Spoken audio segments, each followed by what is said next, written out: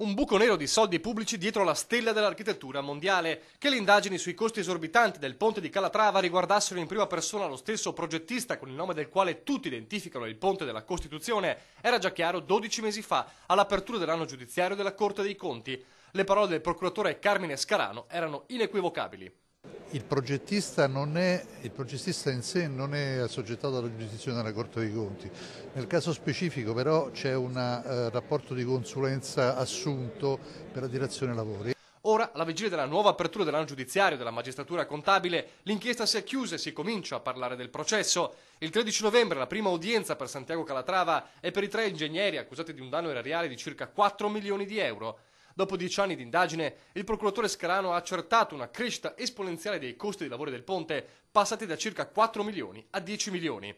Nella sua relazione, vero atto d'accusa, si stigmatizzano macroscopici errori ma anche incapacità tecnica. Oltre a Calatrava, compariranno davanti al giudice gli ingegneri Roberto Scibilia, Roberto Casarin e Salvatore Vento, quest'ultimo difeso dall'avvocato Paolo Bettiol. Per il legale non sono da sottovalutare le pressioni politiche dell'allora giunta Cacciari. C'era evidentemente una volontà politica di realizzare un'opera che lasciasse un segno. Con queste premesse inevitabilmente si va a legare, diciamo tra virgolette, la responsabilità politica con quelle che sono le fasi esecutive, attuative dei dipendenti che hanno certamente sulla carta grandissima responsabilità, ma che molto spesso sappiamo che hanno anche tanti condizionamenti. Una maledizione, quella del ponte di Calatrava, che ha colpito un altro dei suoi elementi nel mirino della Corte dei Conti, l'Ovo Via, che attende ancora di partire. Un'altra opera che l'attuale amministrazione comunale vive come una patata bollente capitatale in mano, ma mai gradita.